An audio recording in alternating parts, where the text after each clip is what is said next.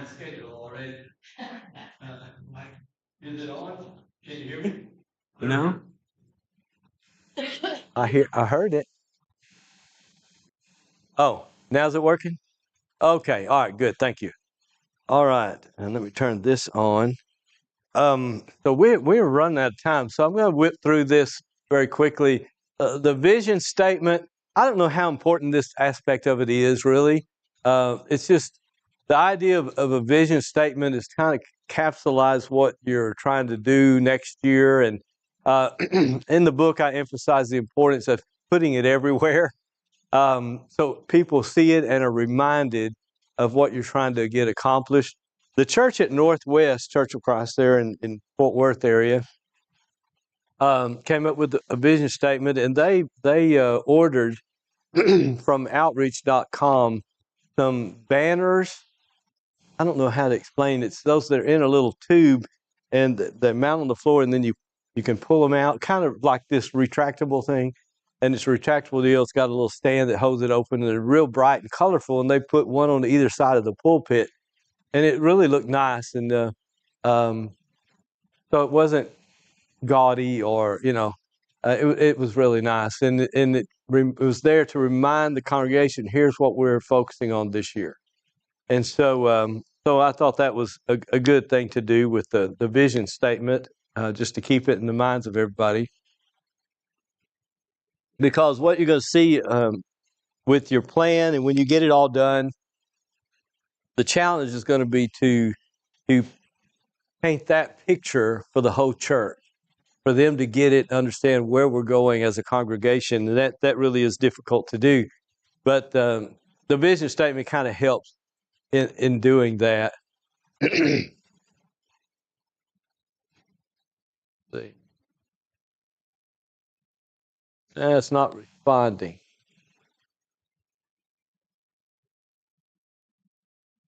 Well, I think it's this.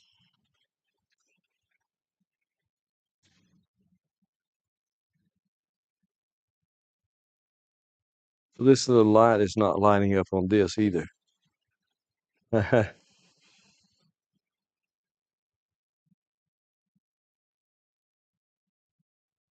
That's probably what it is. Here, look, give me that. Yeah, that little blue light's not coming on when I turned it on.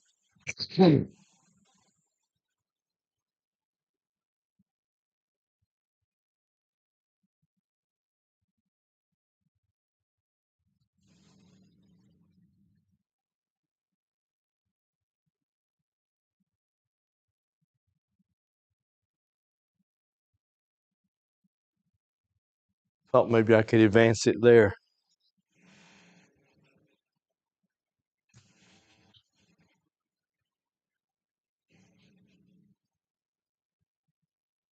Oh, maybe.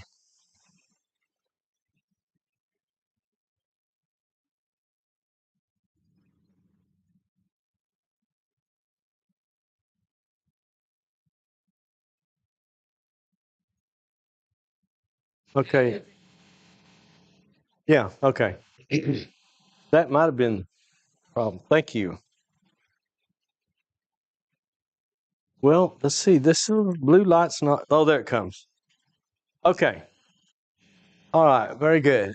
So, developing a strategy, and this is the part that says, it's kind of boring, but it still has to be done. How do we get to where we want to be? So this is where we want to be, and this is just an example. It's not saying this is it, but so you decide where you want to be, and then you decide, okay, how do we get there? How are we going to get there? And that's the whole strategy concept. And that's just saying it's a biblical concept. The Bible teaches this idea of a strategy. And the example is Nehemiah. How is Nehemiah an example of that? Anybody know? Yeah, he was rebuilding the wall. And before he started building, you remember what he did? He went out and scoped it out, looked and said, okay, here's what we need to do. So he made a plan, a strategy. So it's a biblical concept to do that. I'm going to move through these rather quickly. Where do we start? A planning team, I mentioned that, get a group of people together and come up with some ideas, activities to be designed to accomplish the mission. So the vision statement, your mission, what you want to do, what you want to accomplish is how you're going to determine the activities. Now, let me give you an example to see if I can make a list of areas that need attention to help lead the church to his vision. So it's like I said, you choose various things that you want to get accomplished, or maybe look at that survey and say, well, here's some weak spots. And so you focus in on those, and then you design activity that will help you to accomplish your goals. Well, for example, if unity is one of them, you want to help increase the unity of the family here. You know, someone said one of the problems is there's some people here that don't even know other people's names and things of that nature. Now, in a larger congregation, that's really a problem. Fortunately, in a smaller group like this, everybody pretty much knows everybody. But if you want to help increase unity, what are some things that could be done to help increase unity in the church? Think of anything? Yeah, have people in your home. Exactly. We did something, and I'm getting ahead of myself again. But you can do things. Have a ministry set up that's literally having people in your homes. So like say Steve and Temple, not Carlos. He's just too far away. But Steve and Temple and it's just Shauna and Carl or whoever. Certain ones be designated. Okay, you're going to be the host. And here's the people that we want you to invite into your home, and maybe it's strategic, it's planning. So if you got new Christian or new family that's here, they need to get connected. So invite that new family over with another well-established family and have dinner together. That's it. You don't have to have a Bible study or anything. Just have dinner together. And you see that kind of stuff helps create relationships and builds unity. Other things, you can have like a church picnic. When the weather's good, have a church picnic with volleyball, or what is that game you throw the bean bags? Cornhole, things like that, the horseshoes, whatever. Do egg toss. You ever done that?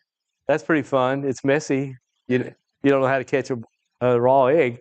But yeah, just something for everybody to come and just have time together.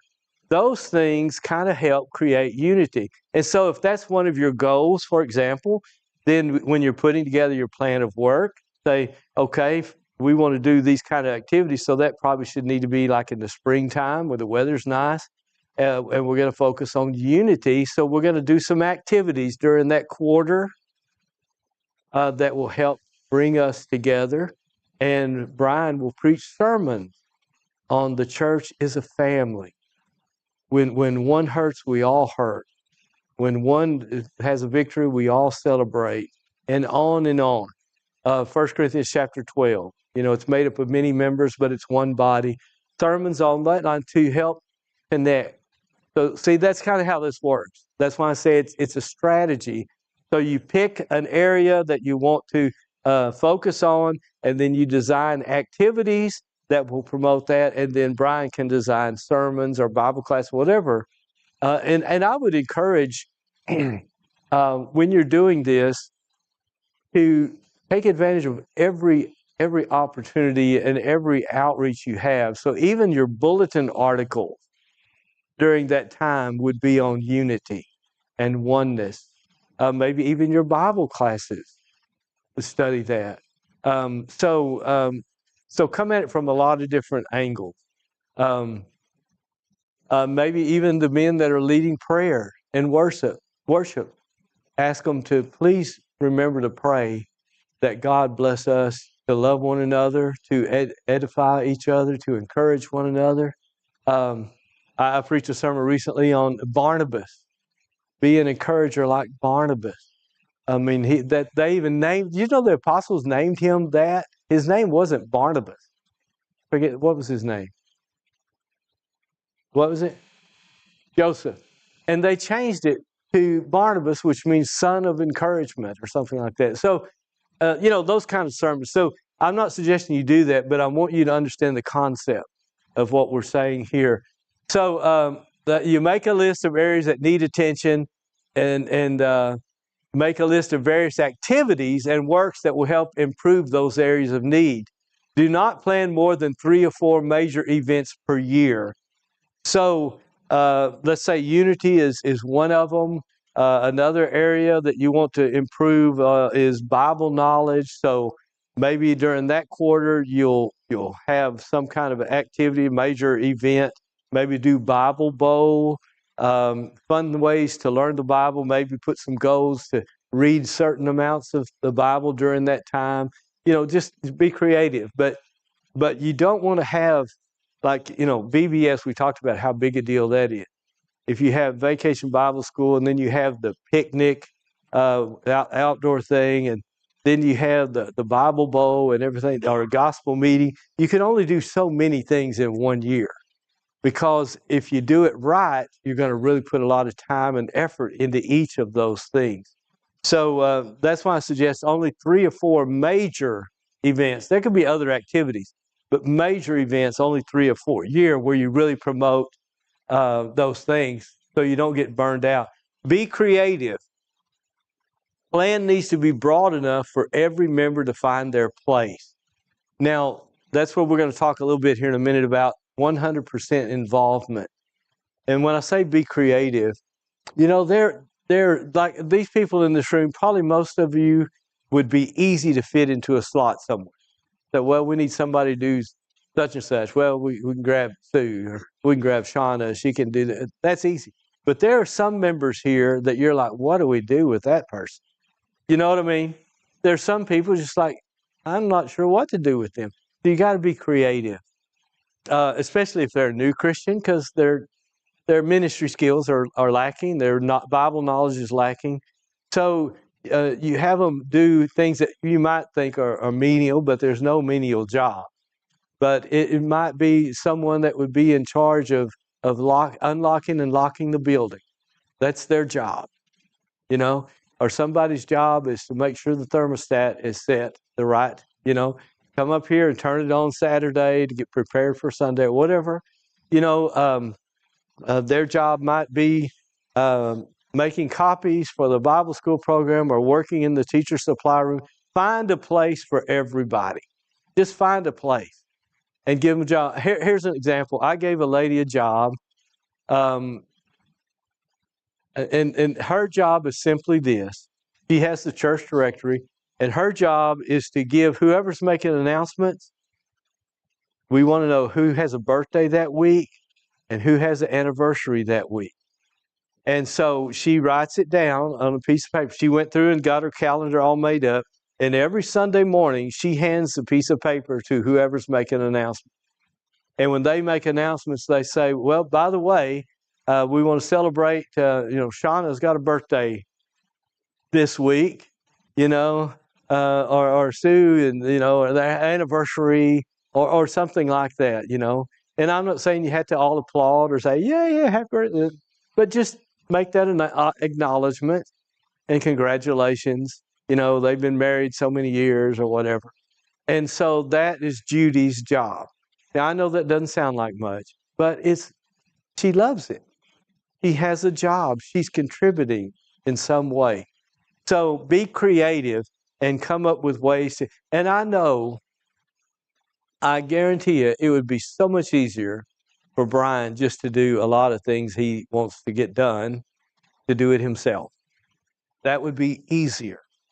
But it's more important to get other people involved and help them along and let them do things, because that's where you change that thinking and change their verbiage from saying they at Abell Street to we. You give them a job. Give them a job. Get them plugged in somewhere, somehow, and plan big. 2 Corinthians 5 and verse 7, for we walk by faith and not by sight. Unfortunately, when we make our plans, usually we're walking by sight. We've got to learn to walk by faith. So plan big. And that's why I said I like these numbers. Plan big and see what will happen. Okay, I got to hurry. I got so much I want to tell you. But, okay, communicating the vision. This is best done through preaching, but you see I put on there, display it in brochures, picture frames, posters, bulletin boards, whatever you need to do. You can convey this vision to the church somehow, that they're getting it. And so it's repetition. You're always reminding them of what's going on. You ask them in when they're praying to pray for the growth of the church. And the goals that we have, here's what we're going to do this year, and here's what we hope to accomplish, and da-da-da-da-da. And Brian will make mention of it several times throughout the year of what we're doing and what we're trying to accomplish. So once you get the plan together and the vision together, now you've got to try to get those people to see it as well. And it's very frustrating. I told you, when you first start, they're not getting it. They don't believe it. But in time, they do. And I'll tell you what will change it. One big victory will change. It'll start changing their thought. And I'm going to share that with you here in a little bit too. You keep saying you're going to share stuff. I am. I'm getting there. Okay, let's look at participants and how important this part is on getting people involved in the work and the various ones that are participants in this whole process. Where to begin, when, and with whom. So let's look at the preacher first. The preacher is the spark plug. I call him cheerleader. So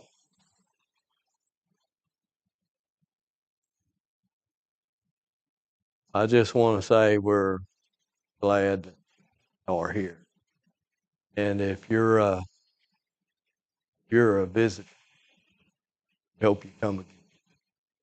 See that?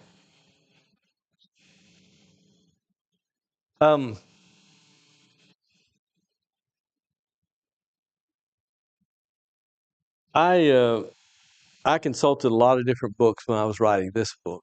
And one that I really gained a lot from was called Balance by Ira North. Years ago in Nashville, he was preacher of, I think it was the largest Church of Christ in America at the time. And I gained a lot of insight from him. One of the things he said is, man, we got to get rid of the funeral atmosphere in worship, and I appreciated that. So preacher is really, really an important factor here. He should be an active cheerleader to promote every good work and encourage every worker. So, Brian, we were talking about you making connection with people and all, and I think I put this in the book. I'm pretty sure I did. Here's an example of what I mean. Obviously, and I like it when the preacher stands at the door when people are coming in and greets them. Hey, and I don't know about you, Brian, but with me, I get pulled over here and talking here, and so kind of hard to do that. But you want to greet as many people as you can. If you don't catch them at the door before services or Bible class start, walk around. Hey, good to see you. You doing all right? How's Kevin doing? Oh, his hands. Oh, I'm sorry to hear that. Da da da da. Talk to people. When I was at Colleyville, I would make it a habit, and I do it where we are now too. But I would go before Bible class started. I'd go into the classroom and say to the teacher, Susan, you ready for a day? You gonna have a lot of kids? She said, well, I don't know. I hope so. Well, I'm just really appreciate you giving your time and devoting your time to teaching our kids. You have no idea how important it is what you're doing. And I really appreciate you doing that. Just a word of encouragement. And so the preacher is a cheerleader. You go around, you pat people on the back, you encourage them, motivate them to understand the value of what they're doing. The preacher sets the tone of love, friendliness, and loyalty to the Word of God. So as I said before, while Brian may not be an elder, he is still very influential in the direction the church goes. And so it's just key, his role here. And so you guys need to support him. Okay, you need to support him and encourage him to be an encourager. I stole that line at the bottom from Wendell Winkler. He said, "As the pulpit goes, so goes the pew," and it's really true to a great extent. You know, if you go to a church and it's a real friendly church, and like I said, everybody thinks they're friendly, but they're not. But you go to a church that's a friendly church, most of the time, the guy in the pulpit is a friendly person, is one that goes around and visits. The members see that and they mimic that. And if they don't, you tell them to, Brian, right? If they don't mimic it, you tell them, hey, if a visitor comes in here, you guys go talk to them. Tell them.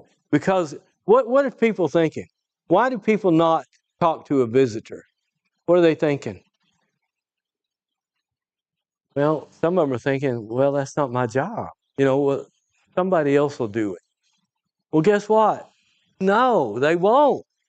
You know, everybody thinks that, then nobody talks to them. It's taught behavior, but it becomes natural after a while. But you really do have to teach people to do that. Somebody said the reason some churches are so cold is because there's a polar bear in the pulpit. Well, that may very well be.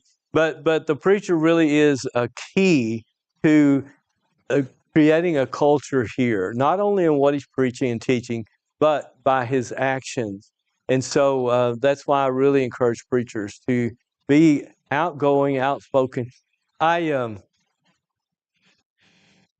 visited a church one time. The preacher was, and I won't say who it is.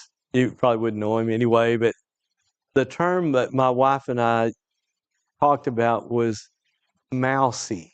You know what mousy, when someone's mousy, you reach to shake his hand and it's like that. He shakes your hand. I don't like that. It's icky. You know, when you get that soft, dead fish kind of, and that's how he shook my hand. I say, hey, brother, how you doing? Well, I thought, wow, he's the preacher. We're not going to hear anything he says, you know. And he just was very timid and didn't talk to anybody. And I thought, oh, man, somebody needs to help him because you just can't be that guy. You can't, because then the rest of the church is going to follow suit. They will. But when I was in, where was it? Georgia a few weeks back, I visited 2 congregations. The first congregation, nobody talked to me. You know, there was a couple people. But most of the people just really didn't speak to it. I had to go to them and introduce myself and all that.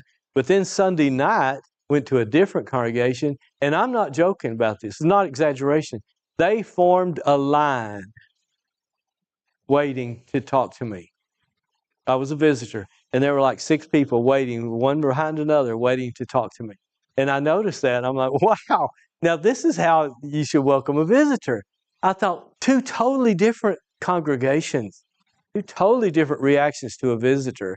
And I thought, man, I don't know who, somebody taught these people this is how you do it, because I was made to really feel welcome. But so, yeah, Brian, one of your main jobs in growing this church is be a motivator, be an encourager, be a supporter of people, tell them they do a good job. And you may already be this way, but I have done that so long that it kind of becomes natural. So you know what, this morning, I had breakfast at the hotel. It was good, man, good breakfast. I'm sure the TP place has good breakfast too, but this was really good. And there was a young lady that was doing the breakfast, and she came in there and she was wiping tables off. So you know what I did? I said, hey, man, you served a lot of people in here this morning. It's a pretty good crowd. He looked at me like, what are you talking to me for? And she said, well, yeah, there was. And I said, do you fix all this? She said, yes, sir. I said, well, you do a good job. This was really a good breakfast. Thank you. You're doing a great job. And she said, well, thank you.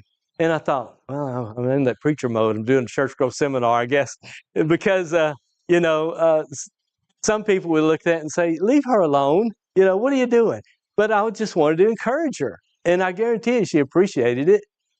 She might have thought I was creepy. I don't know. But I was just trying to be nice. But just let that become who you are, not only as a preacher, but as an elder and members of the church to each other.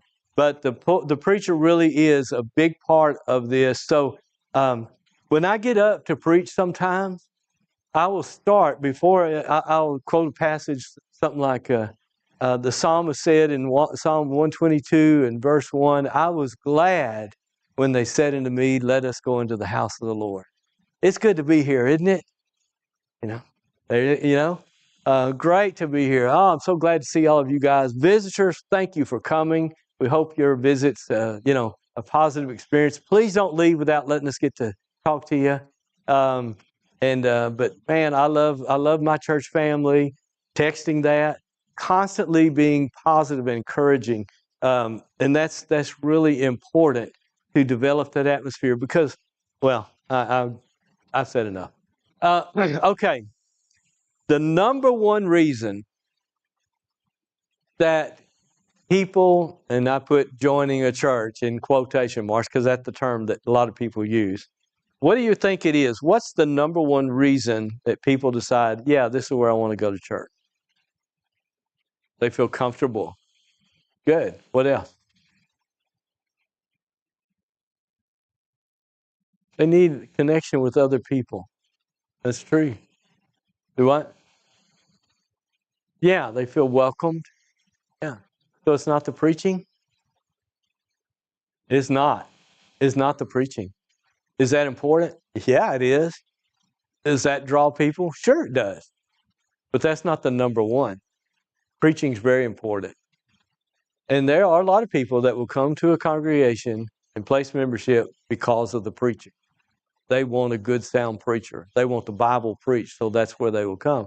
However, the number one reason, you touched on it already, number one reason that people come is they made me feel accepted as I am, which is almost exactly what Shauna said. But all of you touched on that. They made me feel accepted as I am. I put in the parentheses there, greeters, welcome packet. It is really important to have somebody at that door other than the preacher. Brian and Melanie, it's good that they're there, but it would be better if somebody else is there too, to greet visitors, greet everybody when they come in, but especially visitors.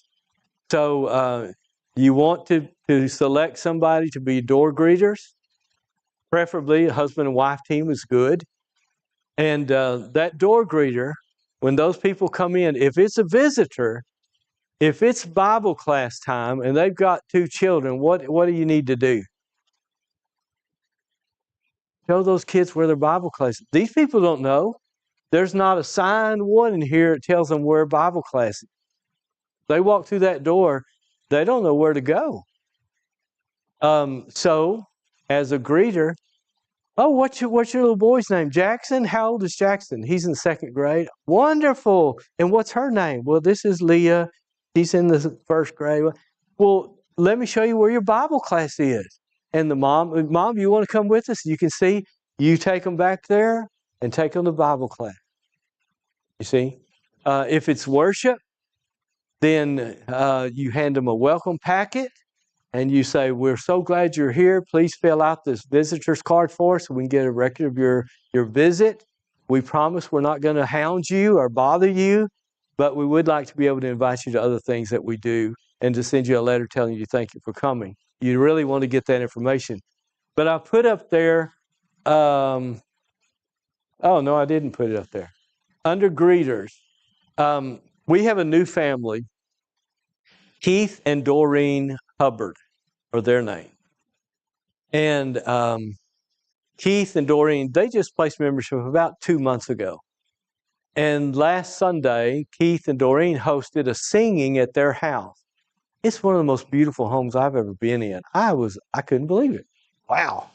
You know, I mean, and it's in a really nice gated area, and it's very private back there. And so we walk in, and Keith opens these big doors for me to come in his house. And I say, Keith, do I need to lock my car? Because this looks like a pretty, a rough neighborhood you live in. He said, I think it'll be all right. But just super nice people. But so he hosted the singing. There was about 25 of us that came for the singing, and it was really good. And this is what their house is like. I said, do you want us to bring chairs and stuff? He said, oh, no, we got plenty. They had seating for 25 people in their living room. It was just big room. And it was great, though. We had such a good time. And Keith was really good about kind of leading the whole thing. But at the end of the singing, he said, well, Doreen and I just want to tell you, we love being a part of the Rio Vista Church. We looked around at several churches. We visited several churches. And, we just didn't seem right. But when we came to Rio Vista, my wife said, well, let's visit that one here in town. They live there in Rio Vista. He said, which one? She said, the one at the strip mall. And he said, I don't know what you're talking about. She said, we pass by it every Sunday. And he said, oh, yeah, and that little retail. She said, yeah. He said, okay. And he thought, I don't know what that's going to look like. It's a metal building. It's like a little strip mall. It's got just a whole bunch of glass doors in the front. But we do have a big sign up there. It says Church of Christ. So he said, so we came to the Church of Christ. And he said, when we walked through that door, him and Paula Chambers greeted us with a smile and a handshake and said, we're so glad you're here, and started talking to him. And he said, all the anxiety, the nervousness went away. And we thought, hey, this is good. And then he said, other people came up to us and just welcomed us. And he said, people even hugged us. We had people hugging us. And he said, after worship, we walked back out to the car, and we got in the car. And he said, I looked at Doreen, and he said, what do you think? And she said, this place feels like home. He said, that's exactly how I felt. This is like home. He said, that was it. We said, this is where we're going to go. They became, and you know what it was? Greeters. Door greeters. Really, really important that you make a good impression on these people. I put, welcome packet. I don't know if you are familiar with these. I think I have this is kind of what they look like. Spire Resources produces these, and they will put your church's name and your logo if you have one. If you don't, you need to get one. Get a logo for your church so that it helps identify you. And you can have anything you want put on there. It can say Abell Street Church of Christ welcomes you or whatever. But they are really nice little package. And it's not really expensive. But again, that it looks nice. And it makes a good first impression. Here's the inside. You get different leaflets that you can put in there, and you can have that all customized, saying what you want it to say, and have a visitor information card in there. You can put a business card with Brian's name as the preacher, or the elders' names, or whatever, contact information for them. You can put a copy of your church bulletin in there. So it's a little folder that they would want to keep. It's got some information in there. But you tell them, be sure and put that visitor's card. Do y'all pass a collection plate? That's really a good place for them to put it. Put it in the collection plate. That way they don't have to chase down somebody to give it to. Or however you want to collect them. Sometimes the boys come. Yeah, the boys come and pick them up. That's good too. So, but that's really, really good to have. But that's AspireResources.com, I think, is the name of that produced those. Okay, yeah, there's Keith Hubbard, welcome packet. I thought I'd put that in there somewhere. Directional signs. I was looking at the layout of this facility. It probably wouldn't hurt to to have a sign somewhere that says Bible classes or something for people that don't know where to go, and something that looks nice. I don't mean somebody with a crayon, make a sign, but something professional looking, because you don't want to clutter up the beauty of your auditorium, but something there that says, this is the way to Bible class. And I think, are there restrooms back there too? Because there are a couple of restrooms here. But all of those kind of things need to be clearly designated for people that don't know where anything is. Because you know where everything is. You don't have to look. But a visitor, they don't know where anything is. And they're sometimes afraid to ask, where's the bathroom? So put signs that people can see where to go, especially the classroom thing I think would be helpful to parents with children. Um, uh, and the facility itself, we talked a little bit about that. From a visitor's point of view is what we're talking about here. Did you know that statistics say that people that come to visit your church will decide if they're going to come back or not within the first 15 seconds? That's pretty fast. They walk in, whatever kind of first impression you make, it's going to make or break whether they're coming back. So if they walk in, somebody said, you go into a church now, I don't smell anything in here. Somebody said, there's a little bit of a smell. Maybe I don't smell it. I'm a little bit stopped. Something's out here in the air. It's not agreeing with me. My wife and I visited down South Texas somewhere one time, and man, I started sneezing and blowing my nose. And then when I got up just a little farther north of Austin, it went away. I said, man, I don't know what it was down there, but I don't smell anything.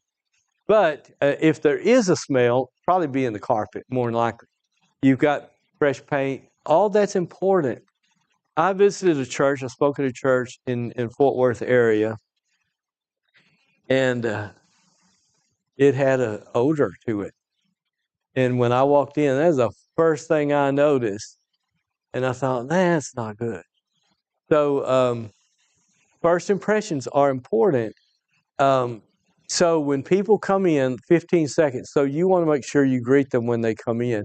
Now, what's the first thing they see when they get here? It's not the auditorium. The parking lot in the front of the church building.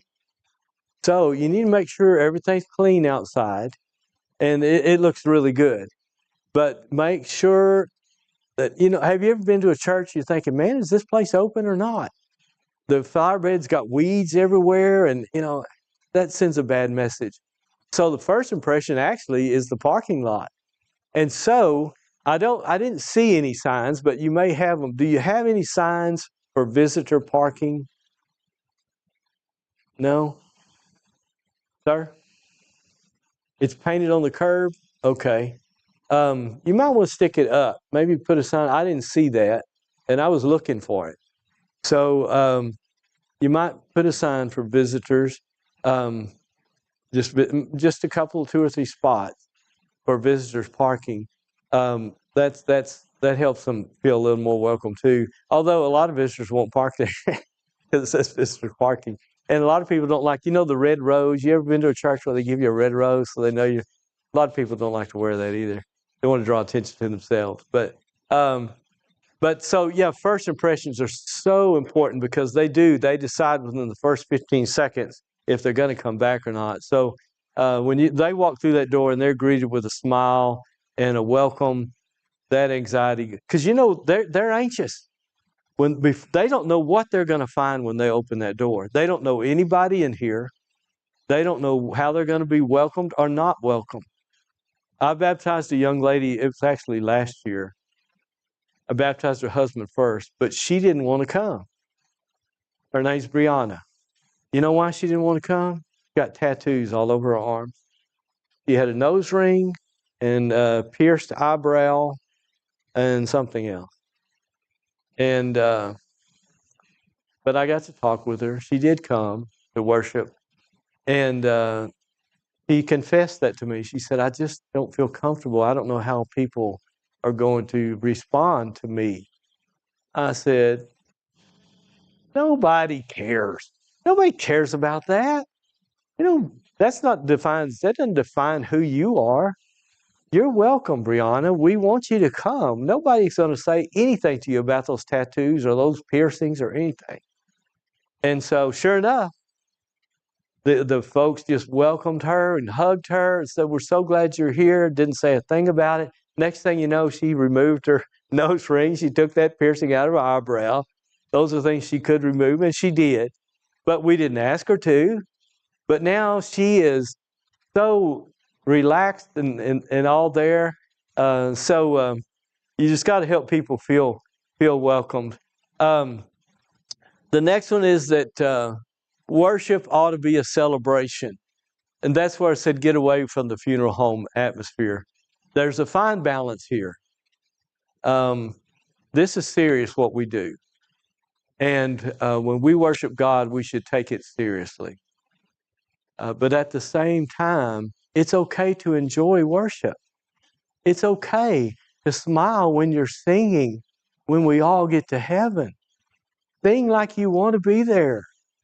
When I do a gospel meeting, I always tell the song leader, don't lead a slow song right before I get up.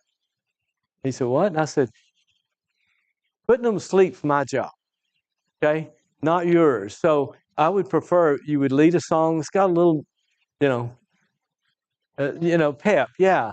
Don't lead us slow. And so it just gets all over me. I'm about to get up to preach. And lots of people, it's a gospel meeting. They've done their job. They brought all these people here, a good crowd. And the song leader gets up. He says, let's sing this song. Swiftly we're turning life's day. There's nothing swift about that. Swiftly. Oh, and I just sat there going, oh, no. Pick it up, brother. And so, but nothing wrong with singing slow songs. Don't misunderstand me. But man, so it should be a celebration. We're going to heaven. Jesus died for us. Our sins are washed away. We should be happy to be here. We started passing the collection plate last Sunday. Before that, we just had it at the back table. People put their contribution in there. But we decided to start passing the plate, give people jobs, and it gives the kids an opportunity to participate in giving and all that. But one of the ladies came up to me after Bible class. She heard that we were going to change up the contribution. And she said, David, you need to go in there and listen to that auditorium. So what are you talking about? She said, there is so much joy in there. I said, I can hear it from here. And she said, man, everybody's just laughing and hugging each other. It's just, she said, this is the way church is supposed to be. I wouldn't change a thing. I know what she was saying. You leave that collection place back there. That was her point. I got it. I said, I hear you. And you're right. If it ain't broke, don't fix it, right? But I said, I don't think the collection plate thing is going to change anything. But I said, you're right. This is how it's supposed to be.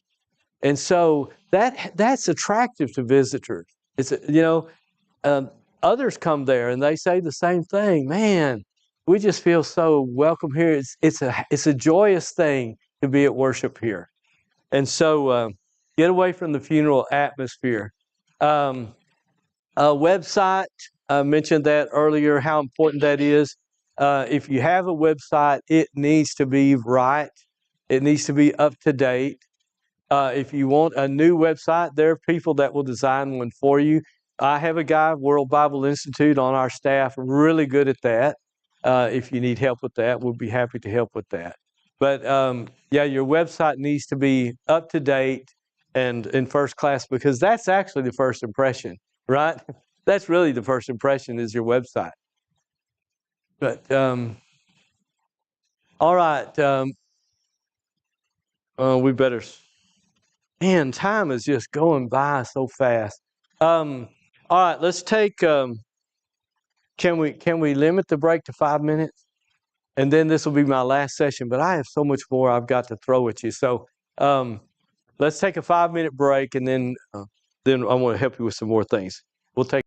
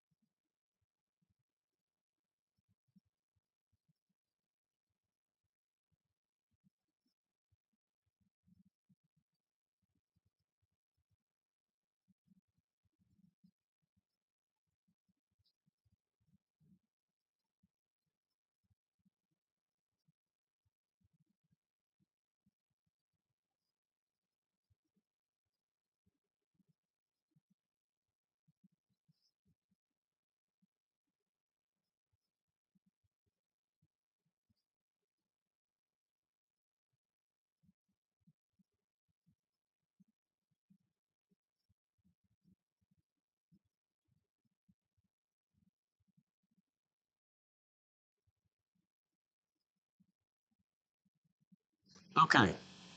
Um, let's get to the good stuff here. Something Carlos told me earlier during lunch. He checked with the school system. I was shocked at the numbers that he found in the school here. The school is only, he's not in here, 10, 10 to, okay. Oh, there he comes. Here he comes. Oh, there he is. Everybody say hello to Carlos.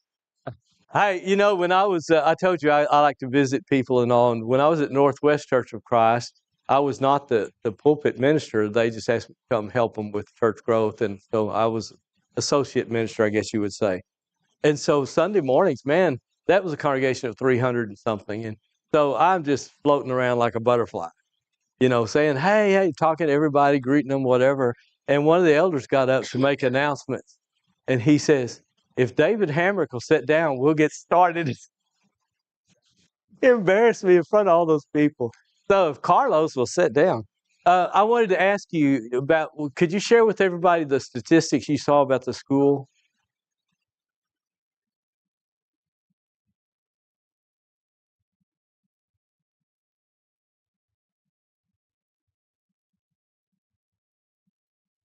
Wow, I did not anticipate that at all. So that's really valuable information because these are kids in school, but those kids in school are going to be out of school before you know it. They're going to make up this community. And so you really need to think about that for future plans of reaching into that vast majority of the people that are going to be making up this community. Your community is changing. The demographic is changing, obviously. So evaluate the community, know what's going on out there. And so I appreciate you sharing that, Carlos, because that's valuable information. Okay, the new mover program, did y'all say y'all have started that? Right? Okay. Man, that's a good program. Y'all already doing it, so I won't spend much time on it. But what that does, this company will send these cards out from Abell Street Church of Christ to everyone that moves in at a certain radius, whatever you've chosen. And now the key to making that work, they will send you, is it through outreach.com or is it through, okay. They'll send you a list of names of everyone that received these cards. Now you go to that house and you say, my name is David from the Abell Street Church of Christ. I want to welcome you to our community. So glad you're here. Do y'all go to church anywhere? What do they say? Yeah, we got a card from your church, right? Yeah, that was us. No, we just got it. We don't go to church anywhere. I was raised Catholic, or I was raised Lutheran, or whatever it is. I said, well, good. Well, we would love for you to come visit us. We're a loving congregation. We've got some great people there, and we would love for you to come and visit us. And well, thank you. Is there anybody we can pray for? Do you have any prayer requests? You know what? My Uncle John has cancer. I would appreciate if you would pray for my Uncle John. Say, sure, we'll pray for John. We'll put him on our prayer list. Why don't we'll have prayer for him right now. You just have a short prayer with him for John and say, well, we're so glad to meet you. Make it brief. You don't want to be too imposing. Make it brief. Give them a church bulletin or whatever, some information about the church. Leave it with them. Say, please come see us. We'd love to have you. Okay, now, they're probably not going to show up. That's okay. You have made a connection. 10 days later, you get to go back. And what are you going to ask about? How's John? We've been praying for John. How's he doing? Well, he's doing better. Great. Or John passed away. I'm so sorry. We've been praying for your family. We'll pray for your family. Okay, you see, people do need God during a tragedy. When everything's good, they don't see a need for God. But when crisis strikes, that's when people look for God. So now you have made a connection with these people. And I'm just telling you, this is a huge opportunity that we miss out on with new people moving in. And I haven't looked at this. You probably did that. Outreach.com actually does the research for you, and they tell you how many people are moving in on a monthly basis. So, oh, really? Most of the county. That's good. Now, the follow-up's really important. So I would encourage you. I don't know how many of you guys are free and what your schedules are like, but when I was at Northwest, we did Monday morning. We'd go out with the elders, the ones that were free, and some worked, but the ones that were free, we'd go out and visit these places where those cards were sent. Sometimes they wouldn't be home. Sometimes we get there and they said, "We didn't get a card from y'all." Okay, well, whatever. But there were some that did, and we were able to make that connection. So that kind of helps break the ice. These cards, it's not just door knocking. You're actually the welcome new mover program is really, really good. No, I don't. The visitation part of going and visiting them. No, I didn't. I don't have that. It might be in the book. I don't know, but um, I don't think I have that typed out. But but that's really a good way to make a connection with new families. The Saturday Samaritans.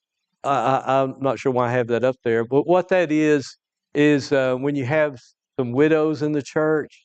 Um, get some of the guys together and have one guy that's over that. He's in charge of that ministry.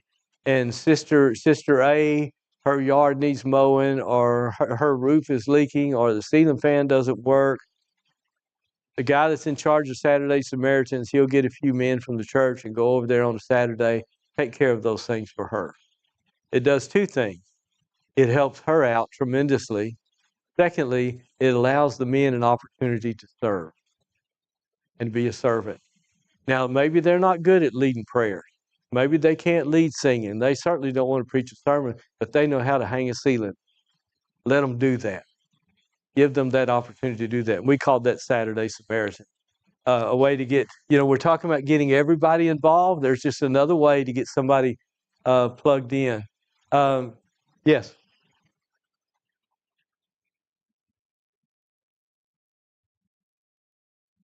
Yes, if you can, if there's a place that you can just leave a bulletin, or it wouldn't even hurt to have some pre-written notes. We came by from the Church of Christ, just wanted to let you know, welcome you to our community. That'd be a good idea to have something pre-written to leave with them. But I don't actually think we did. We would just handwrite something on paper and leave it. It'd probably be better to have something written up in advance. But it's always good to leave something there and let them know you came by. And on that card, it's really important to have contact information, email, phone number, or something where they can contact you if they need you. But some of these people will not come. They won't respond. And it might be a year when they have tragedy strike that they need God, and they say, well, where do we go? Well, the Church of Christ, they reached out to us. Let's go there. So you're laying the groundwork for them to come visit. So, okay, well, there it is, the new mover program. And they've got a variety of cards. You already know that, but that's really a really good work to get more visitors coming. That was one of the things. Want more visitors? There it is. Membership involvement is key. Remember Ephesians 4:16, that all the members, all the various ones contributing their part to the work causes growth. Well, you want to have 100% involvement. So when you're putting together your plan of work, you decide these are the things we want to accomplish. Here's the activities we're going to do. Here's the sermons we're going to preach. Here's the bulletin articles we're going to do. Okay, now where can I get Sister A plugged in? Where can I get Brother A plugged into this? Try to find a place for everybody to work. So the broad plan of work. And I printed out, I think it's out there in the back table, a work survey sheet. It's in the book. I think it's in the back of this workbook, a work survey sheet, where people can look at that and check what they're willing to do. Because you might be surprised what some people will check that they're willing to do. But that gives you an idea of what their skill set is and what they want to do, and that'll help you to get them plugged in. But when I say a plan of work broad enough for everybody, that means that you have activities and things going that you can get everybody plugged in. And that's really important, to get everybody plugged in. The COG program, that's in the book also. And this is what that looks like. See these? This is actually 2 pages. You cut it in half. COG stands for Christian Outreach Group. Christian Outreach Group. And here's what we did at Kennedale. Do I have that? No. Just running out of time. At Kennedale, we had about 75 people, something like that. And we grew to 170 in 4 years. Now, the growth didn't happen in 4 years. The growth happened year number 3, I guess it was, something like that, second or third year. And I got this from Westbury Church of Christ in Fort Worth. It was a big church, and it was booming. And so I just popped in over there and asked if I could talk to the preacher. And said, sure. So I sat down with the preacher. His name was Jack Gray. And I said, how you doing this? He said, what? I said, man, you guys are baptizing people every week. You're growing so much. How are you doing that? He said, when you come back, I want to introduce you to somebody, one of our deacons, I think, or another outreach minister or something. He said, we have a program called COG that really has been good for us. And I think he could explain it better. So I said, sure. So we made an appointment. I came back, and he showed me this. Here's how this works. You divide the congregation up into 3 teams, 3 COG teams, Christian Outreach Group.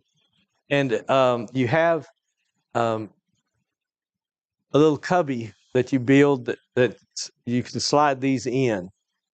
COG 1, COG 2, COG 3. And everybody in each team fills these out during the week and then turns it in on Wednesday, and they start another one on Thursday. So the week is Thursday to Wednesday, basically, because you turn them in every Wednesday. And then Sunday, you announce what the scores are. So the way this works, let's say Sue is on my team, COG 1, and Steve is on Temple's team, COG 2. So I would encourage Sue.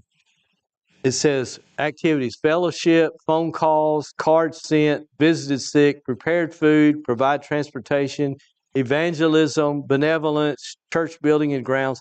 If you do anything like make a phone call, if Sue called somebody, Sue calls and says, Jay, we missed you Sunday. Are you okay? Oh, yeah, I'm fine. I was just out of town. Okay, that's all right. Well, Sue puts on Monday, she made 1 phone call.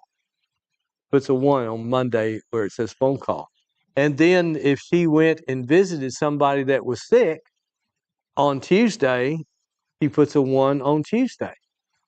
And on Thursday, if she prepared food for a family that's having some kind of issue or whatever, surgery, and so there's 4 people, she prepared food for 4 people, she puts a 4 on Thursday where it says prepared food. Follow that? And on the back of this, on the back of it, it tells, this is the description of how you qualify for a point. And so Sue puts on the top of hers, COG number 1. Doesn't put her name. I don't want to know who it is. Just that you're in my team, number 1. And total activities down here. So 4 for food, 1 for a phone call, and 1 for a visit, I think. So that's 6 activities that Sue had that week. So everybody on my team turns this in. And so then I add up the number. And COG1, my team, had 46 activities that week. That's awesome.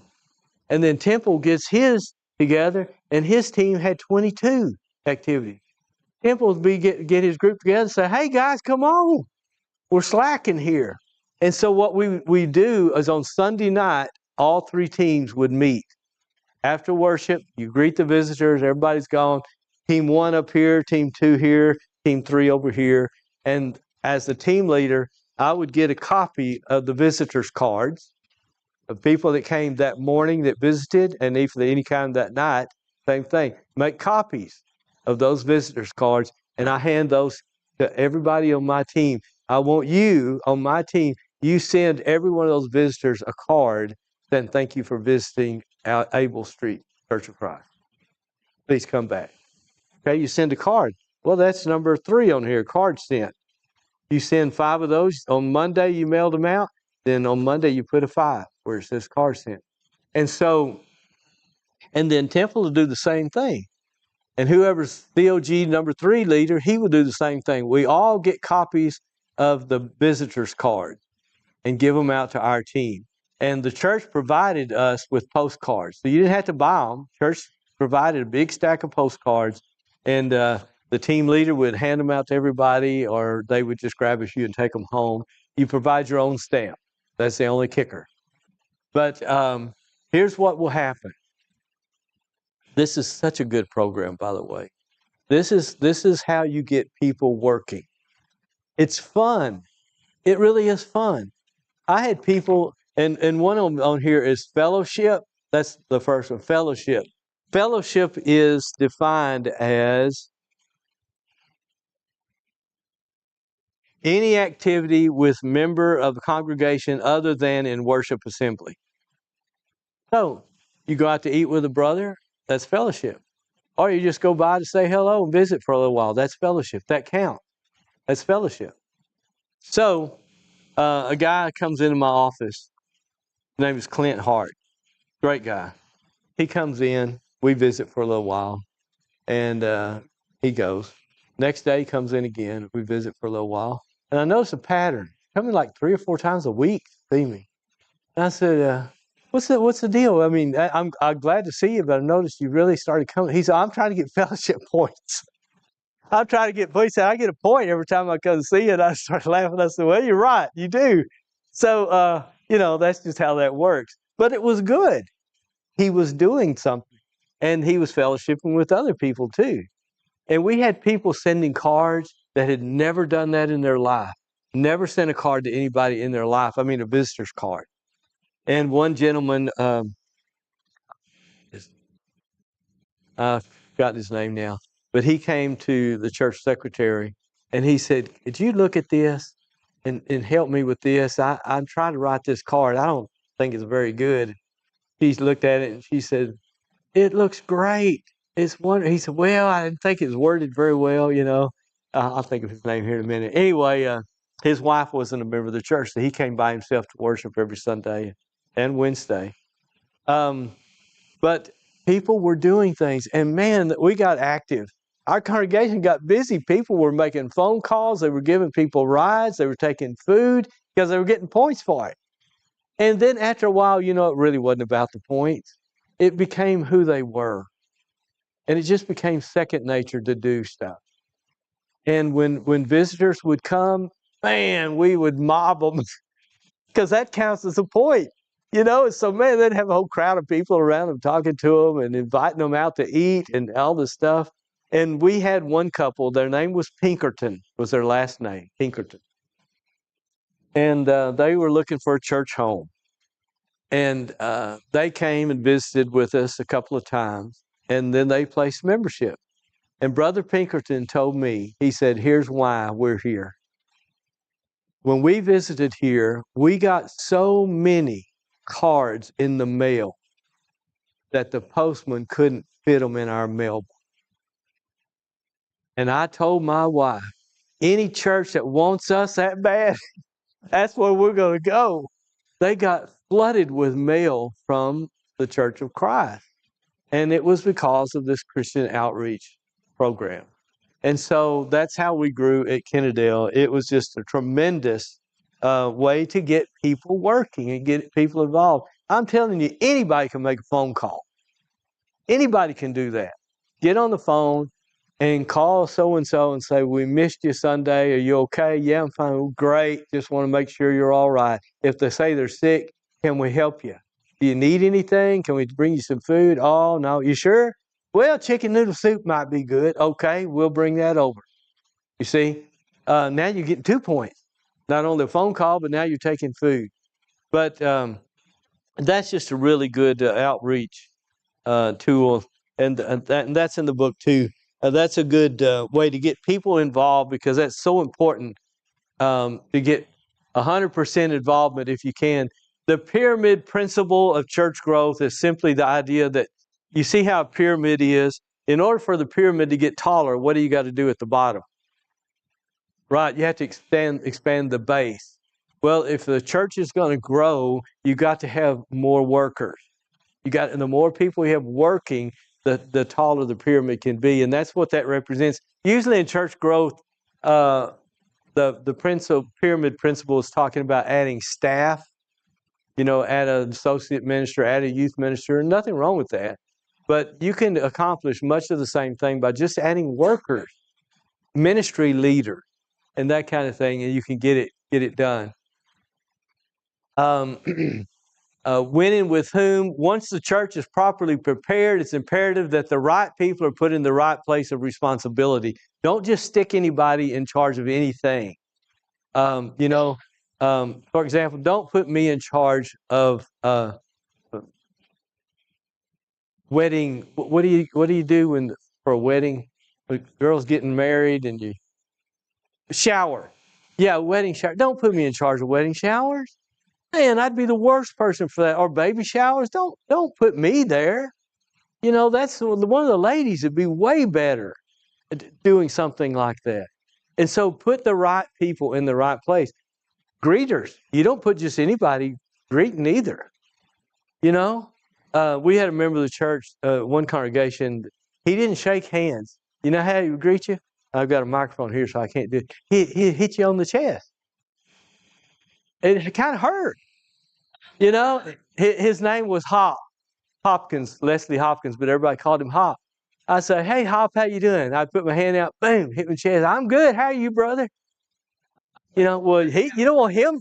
Yeah, especially with the woman. You don't want him as a door greeter, right? So you want to pick the right people. So a door greeter needs someone that has a firm handshake, a kind, loving smile. That's a people person. And some are just better at that than others. So put the best people there. Pick people and you can rotate that responsibility, because there's a lot of members that can do that, would be good at that. So rotate that, but put somebody, there needs to be one person, a deacon or one of the men or whatever, or maybe a husband and wife team. That's your ministry, door greeter. You're in charge of that. Here's the people we want to greet. So you schedule it and you contact them, make sure they know that's their job. And then you train those people how to greet visitors. Spend some time preparing them, saying, do not, if a woman comes in, you don't know her, don't say, when's the baby due? Like that, Don't ask, is that your wife? There's certain things you just don't do.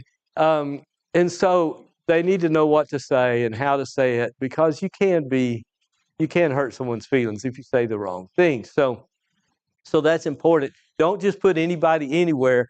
Put people in the right place. And you may have to move people around, but that's okay. Assign leaders or coordinators for each area and each ministry, like that Christian outreach group thing. You need somebody that's in charge of that.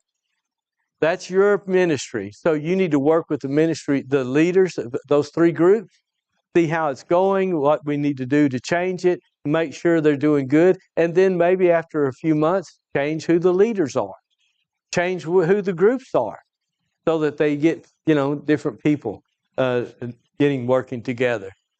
Delegation and organization is key. You can only do so much, Brian. The elders, you can only do so much. You need to delegate authority and leadership roles to other people. So that's really, really important. And that's hard to do, by the way. It's hard for me. I think, man, do I really want that guy driving, But you really have to do that. Okay, priorities. This is important. The church's mission is to obey the Great Commission. So Why do we do what we do? Why do we, for example, why do we have Bible school? Anybody want to guess at it? Why do we have Bible school? To what? To learn, to study God's Word, and to learn God's Word. And why are we doing that? We want to go to heaven. That's right. We want to go to heaven. So, why do we have youth minister program? Oh, help facilitate learning for our kids. Why do we have visitation program?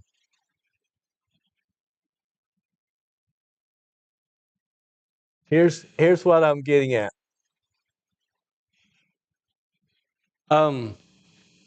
What is the Great Commission?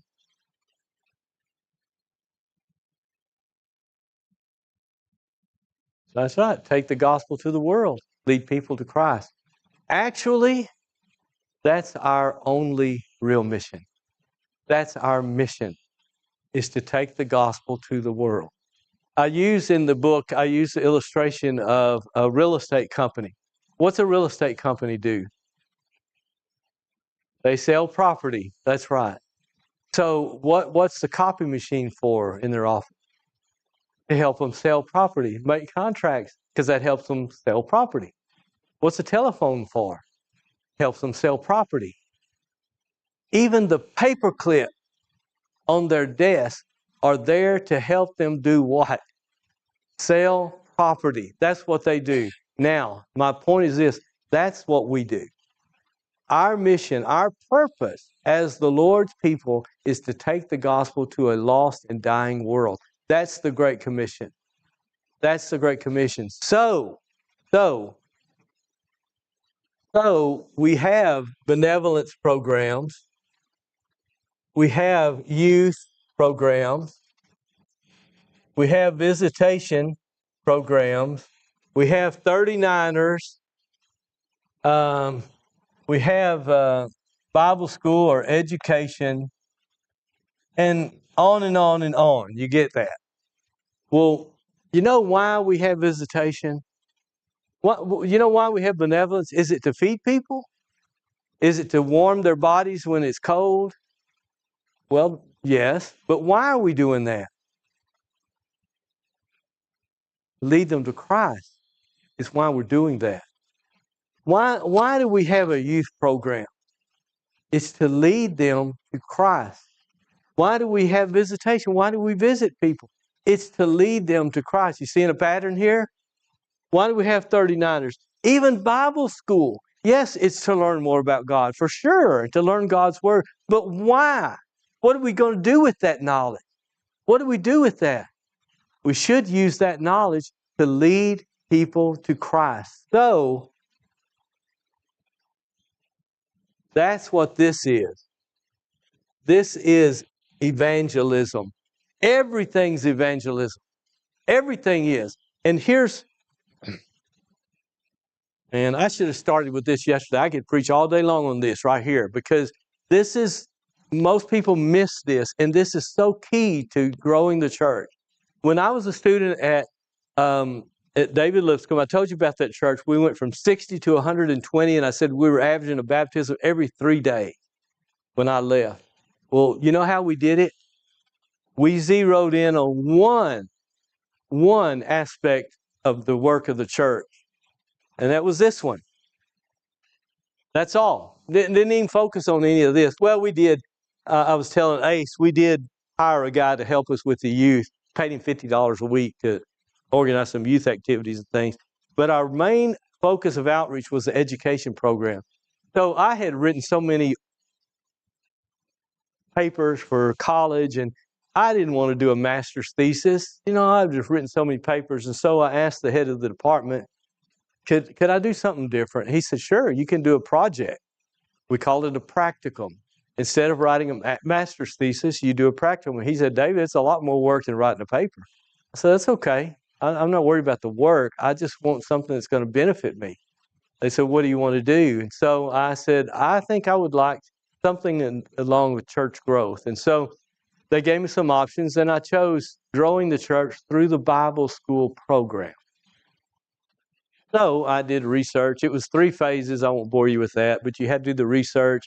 Then you had to put together a plan, and all this had to be approved by the board at Lipscomb. And then third, you had to implement the plan and give them the results, what happened. And so I did that. And here's what I learned from that. What time of year or during what activity do we have the most kids come to class? What week? First, what event? That's Vacation Bible School. When you have VBS, I don't know about here, but when we would host VBS, man, we had so many kids. It was awesome. We would divide them up where they sat by age, and they would march in. I remember when I was at Kennedale, we would sing tiptoe, tiptoe in God's house. You ever do that? So they're quiet when they go to Bible class, and then we sing, Booster, Booster, be a booster. See who could sing the loudest and all that. Man, we'd have so many kids in there. It was awesome. All these kids, we didn't know half of them. Didn't matter.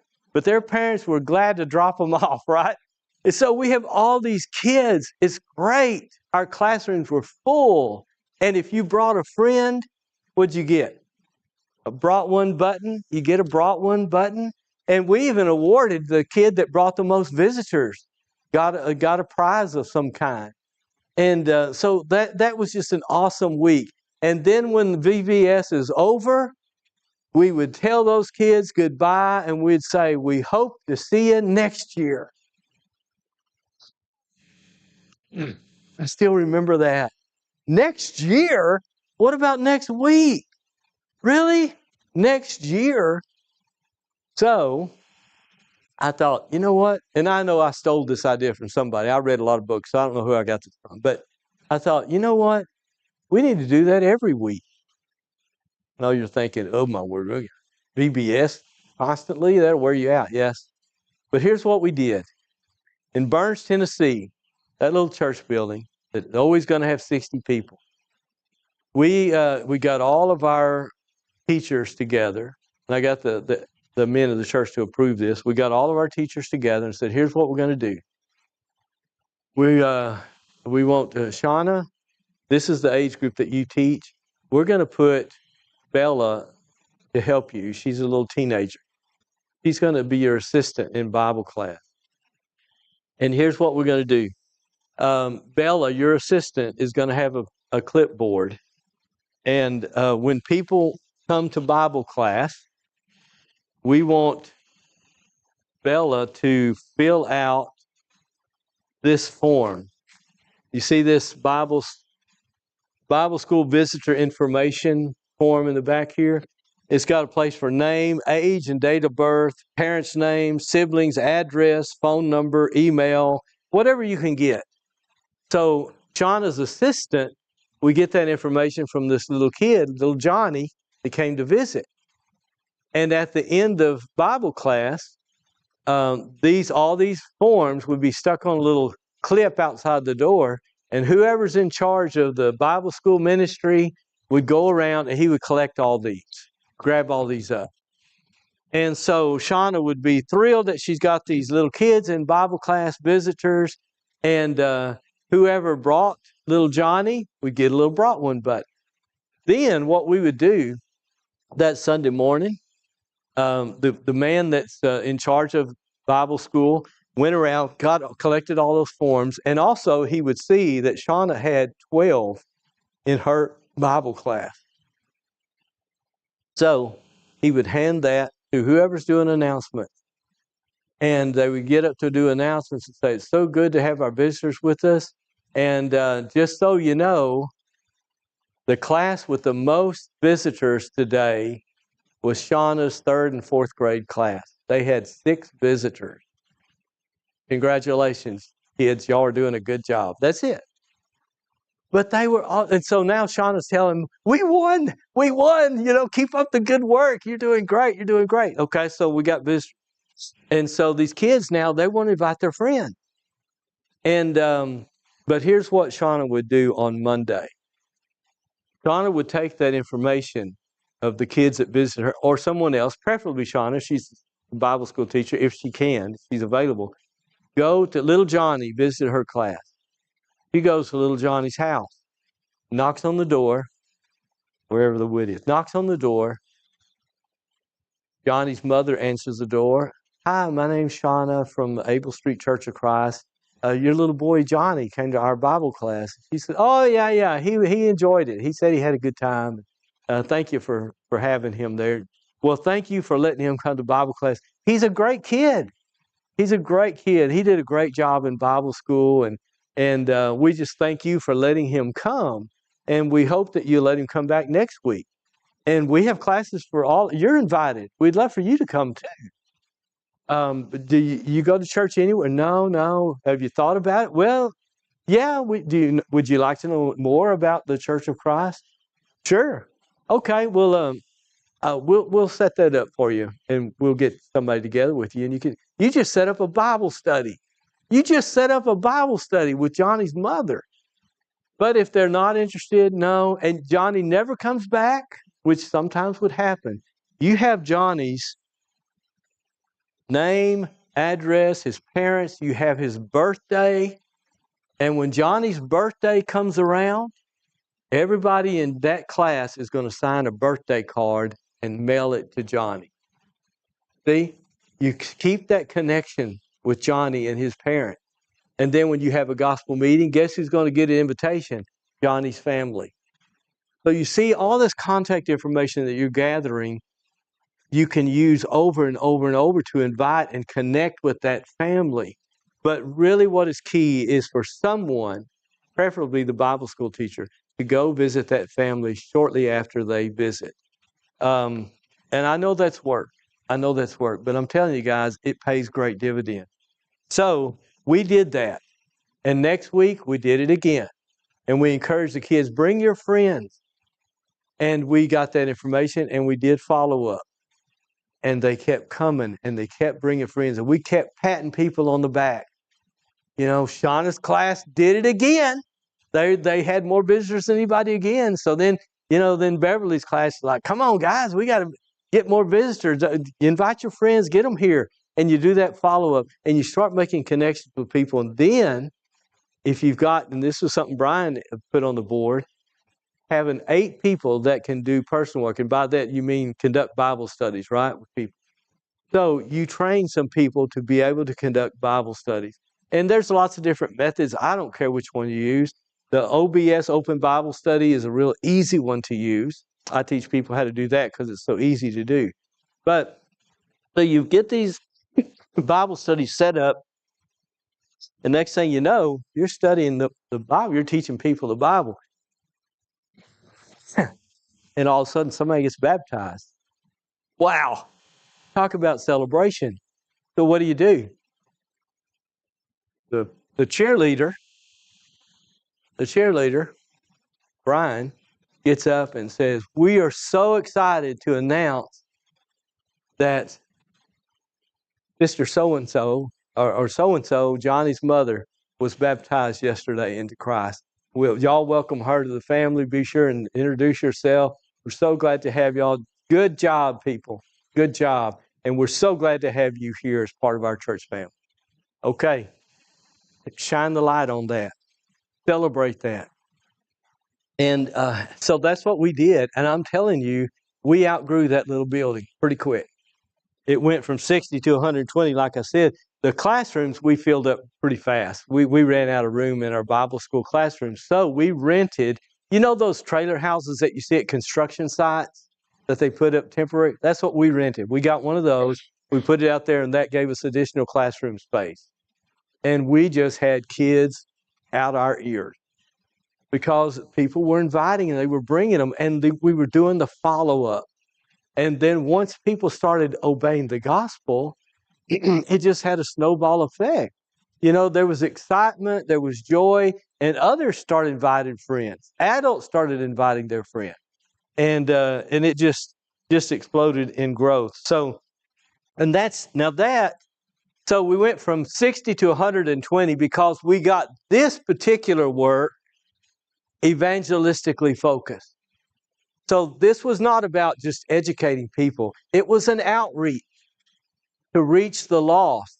What if you got this program designed that way too? And then you got this one designed that way too. And then everything that you're doing, every ministry that you're involved in is designed as an outreach. I'm telling you, you're going to see an explosion in numbers. But it's not easy to do. It takes time. It takes organization. It takes training. And so on the youth, I would tell our kids, okay, we're going to go bowling, or we're going to have a basketball tournament, 3-on-3, and we're going to have trophies or some kind of prize for the winners. However, you're going to have 3 people on your team. One person has to be a non-Christian. So you pick your team. You bring one person on your team, has to be someone that's not a member of the church. Now, why am I doing that? To reach them, to lead them to Christ. My first eldership I served under, one of the elders, his name was Joe Peel. He was converted through bowling. That's what he told me. He said, hey, some Church of Christ kids invited me to go bowling. And I thought, bowling? I don't know. But he said, it was fun. And he said, I thought church people were boring. But he said, actually, they were pretty fun people. And he said, next thing you know, I'm going to other things that they're having. And then I became a Christian. Then he became an elder in the church through bowling. Why? Because somebody was thinking outside the box. It wasn't about bowling. It was about reaching that little boy named Joe, leading him to Christ. And so I don't know how many benevolent programs I've seen. They give food, they give clothes, and they say, glad we could help. No, man, you fell short. You stopped too soon. That's not the objective. The objective is not to feed them. The objective is to lead them to Christ. So that is key right there, where you understand everything we do. Everything, that copy machine, those crayons, the workbooks, those paper sacks that you got in there, you're decorating for the seniors. Everything should be done with one objective in mind: to lead people to Christ and to keep the saved, obviously, as well. But everything. So that's what this point is. It is all outreach. Everything we do should be for the ultimate goal of reaching. Evangelism is not part of the program. It is the program. That's what it's all about, is evangelism. So church growth is a process. It's not an event. Various activities will create short-lived excitement.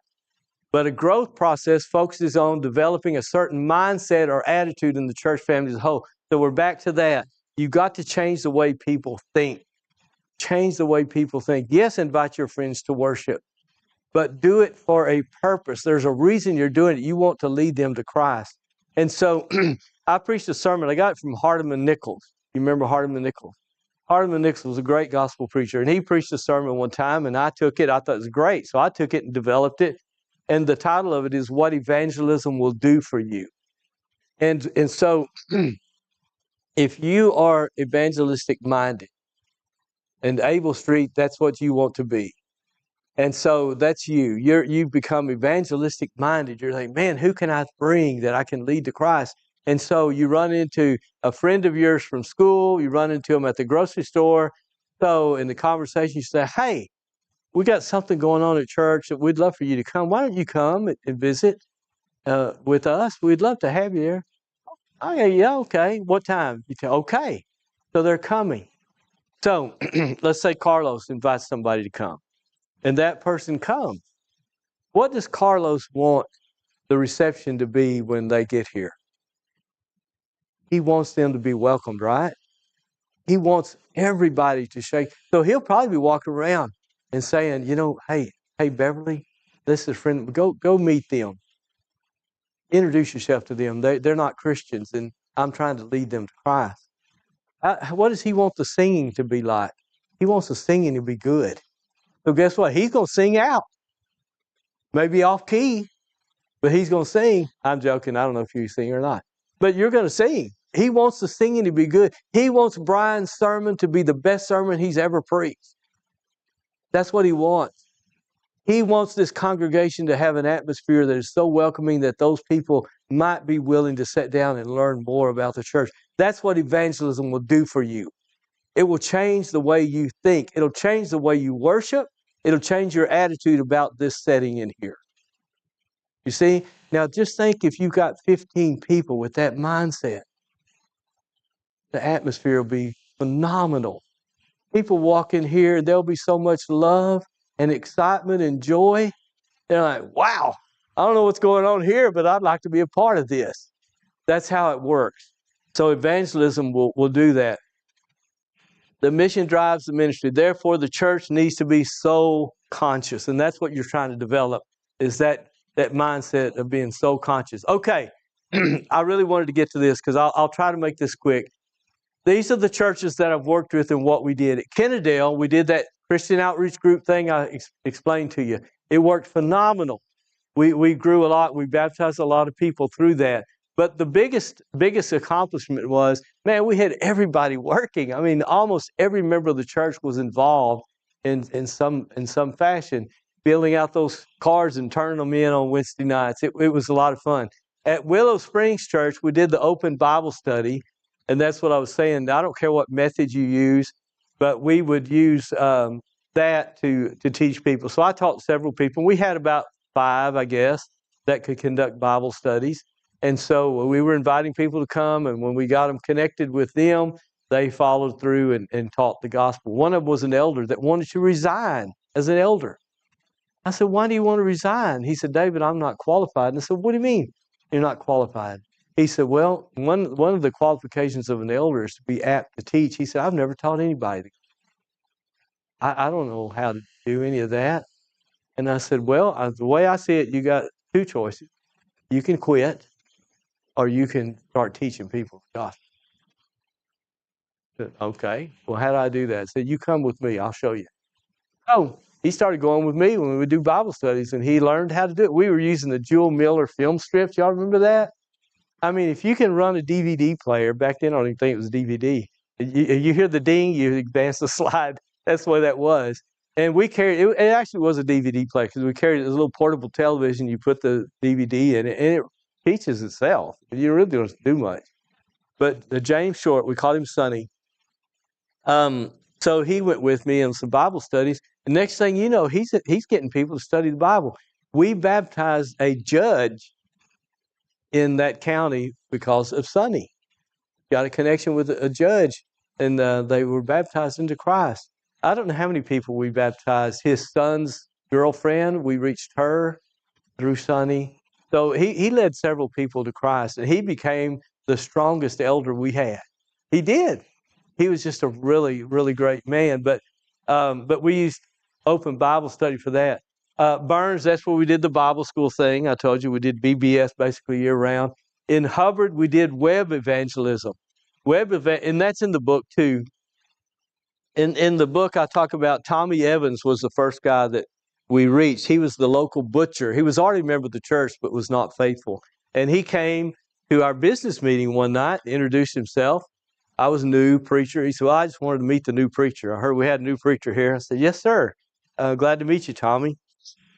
I said, so are you a member of the church or what? I haven't seen you here. And he said, well, yeah, I'm a member, but I hadn't been faithful. And I thought, well, the guy's here, so something's, I said, well, what's the problem? He said, well, I just got out of it. I said, you want to just stay contrary to God, or would you like to? He said, well, I'd really like to. Well, he said, so do I need to come forward Sunday? I said, nope, we can do it right now. Let's pray together. And so with the men in the meeting, we prayed for Tommy, and I said, I'll see you Sunday. He came. He became our song leader. He was pretty good. He became our song leader. Then, so I asked Tommy, this is the network thing. So I said, Tommy, who do you know that might be interested in studying the Bible that we could reach out to? And he said, man, my brother. He said, if you get him, he's got a whole bunch of grandkids. I said, will you take me over there, introduce me? Sure. So we go to Maurice's house. Knock on the door. Maurice opens the door. He sees Tommy. He says, hey, Tommy, y'all come on in. Didn't even acknowledge me. If I didn't have Tommy, what would he have done? Then we're not interested. Shut the door. But he didn't. He invited me in with Tommy. Tommy said, Maurice, this is our new preacher, David, Church of Christ. Oh, really? Well, nice to meet you, David. So we got to talking. Turns out Maurice is a member of the church too. He hadn't been faithful in years. We got to talking. Next thing you know, Maurice is restored. Then I baptized his wife. Then I baptized his daughter. Then I baptized his grandson, who was the quarterback of the football team. Then I baptized the head cheerleader of the cheerleading squad. Then I baptized the pitcher on the baseball team. We had a whole crew of high school students back there before it was done. I think because of that contact with Tommy, and every time someone was baptized, I asked them that same question. Who do you know that might be interested in studying? Well, my sister, my aunt, my friend, whoever. Well, did you introduce me?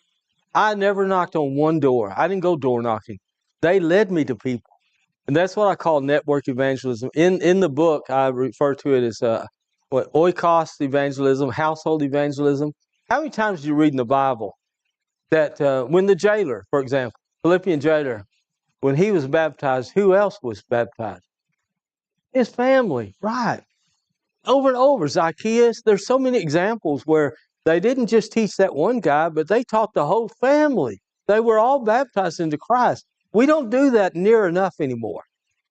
We need to tap into those networks, and that's what we did at Hubbard. And Hubbard grew from 20 to 107. And we bought the house across the street and tore it down and made a parking lot out of it. I had to work a second job when I first went there. They couldn't pay me anything. So I got a job in Waco and loan servicing department for college loans. And but they ended up being able to pay me a full salary. We grew enough to do that. And then we had $40,000 in the bank towards a new building. That's when I decided, I better, we build a building, I cannot leave. And I wanted to go back to college. That's where I went to David Lipscomb from there. But we really grew. In Colleyville, Colleyville Church of Christ is one that was going to sell their building. And I told them, no, don't sell the building. They said, well, here's that mentality. They said, well, we don't have any money. And nobody wants to be our preacher. And we were going to just sell. It had a beautiful building. They said, we're just going to sell it because we can't afford a preacher. I said, no, do not sell the building. I'll fill in for you until you can get a preacher. Well, I filled in 5 years and found out there was all kinds of issues there.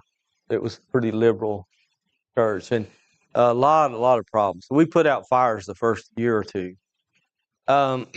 But we had a leaky roof. And I'm serious. This is the turning point for that church. We had a leaky roof. It had been leaking a long time over the classroom.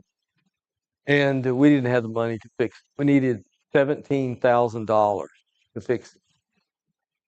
And so I suggested to the men, we didn't have elders, I said, well, let's have a special contribution and let's set a goal at $10,000. Now, at that point, we had about 30 people, maybe 35 people. $10,000 is a lot of money for that size group. And the men said, no, we need $17,000. I said, well, I know that, but we're not going to get $17,000 from one contribution from this little group. But I think we could do 10. So if we set our goal at 10,000 and we get 12, that's a success. But if we set the goal at 17 and we get 12, that's a failure. No, we need 17. Let's just tell the church we need $17,000. I said, okay. So I preached on giving. And I preached on giving, and I preached on giving. And I tried to emphasize to them, guys, if we will just put God first and truly, truly try to serve Him, He will bless us. And so we need this. We need this money. So let's do what we can. And I encouraged them to sell old cars or do whatever. One brother had a garage sale, and people donated to it. I donated my push mower to him. Said, sell this, whatever you get for it, put that in the plate. So we really promoted the thing and pushed for it. We had one of those posters like a thermometer. Have you seen those? Where the goal was 17,000 in the red, you know. So that was just a poster in the foyer to remind them, here's what we're trying to do on this particular Sunday. So that Sunday came. We needed $17,000. I'm telling you, I don't know if I've ever prayed that hard in my life, because I wanted so bad for these people to believe and understand the power of God, and they just weren't there yet. And said, God, please help us reach this goal. So the collection plate is passed, and you could hear jars of coins being poured, the little kids pouring their coins in the plate and things. And so someone, I think it was Carl, said something about everything's around food. So yeah, we had lunch together that day to celebrate that day. Always have food. That helped. So we had lunch together, and the brethren went to count the money, and they came out. And so we're anxiously waiting to hear how much money did we raise to fix this roof. And he said, I'm going to start at the back and work our way to the front. Okay. So there's a 0. Okay. There's a 5. Okay. That's $50. Then there's another 0. Okay. Then there's a 7. That's good. $7,050. That's good for this size congregation. And we're all like, all right, people are happy and clear. He said, wait a minute. There's one more number. He said, there's a 1. We raised $17,050. And I get teary-eyed because the whole group started crying. Our little church started crying. And men that would never say a word were getting up making speeches, saying stuff like, I've never been so proud to be a part of the Lord's church and this congregation, da-da-da-da. So, next Sunday, I got up and I said, okay, I don't know how, I don't know when, but I know this. God is going to bless you for what you just did. You guys really sacrificed for His cause, and He's going to bless this church. Well, let me tell you what happened. Right after that, before we can get a roofer out there, a hailstorm came through and demolished the rest of our roof. And I was like, I'm like, what are you doing? We only can fix part of it. Well, you know what happened, don't you? Insurance. Insurance agent came out, said, yeah, we'll put all new roof on the facility, the auditorium, the classrooms. We had an annex that was for, I don't know what it's for. We use it for youth activities, and all new roof on all that. So we got a brand new roof on everything, and we still have $17,050. We're like, awesome. So then the city comes along. All of this happened within a 2-month period. The city comes to us and says, we are rerouting this street. It's Church Street, literally. And we're rerouting it a little bit, so we're going to have to take part of your parking lot. You're going to lose 10 spaces there. But we'll give you $20,000 for those 10 spaces that we're going to take. And I said, okay, well, we need those spaces. So we'll do that, but would you pour 10 more spaces over here on our parking lot, give us those 10 spaces, asphalt that, and stripe it? And they said, yeah, we can do that. So we didn't really lose 10 spaces. We just moved them, right? And we got $20,000. But that's not all. So I'm looking at the design of the new road, And by moving the road over, it creates a pie shape of property at the top of the hill that connects to our land. And I said, what are you going to do with this piece of land that's created that's vacant now? I mean, you can't build anything on it. Can we have that? Would you give that to us? They said, sure, you can have that. Now, here's why that's important. It wasn't a lot of land. It was it was probably an eighth of an acre, maybe a little more than that. And it was long and, so couldn't really use it for much, but now it's ours. Now, a gas company comes along and they're drilling for gas out there. And they come to me and they say, we're not going to drill on your property. We had 5 acres and a little more, right? We're not going to drill on your property. We are going to be going underneath your land. And so we're going to, if you'll let us do that, give us permission, we'll pay you for that per acre.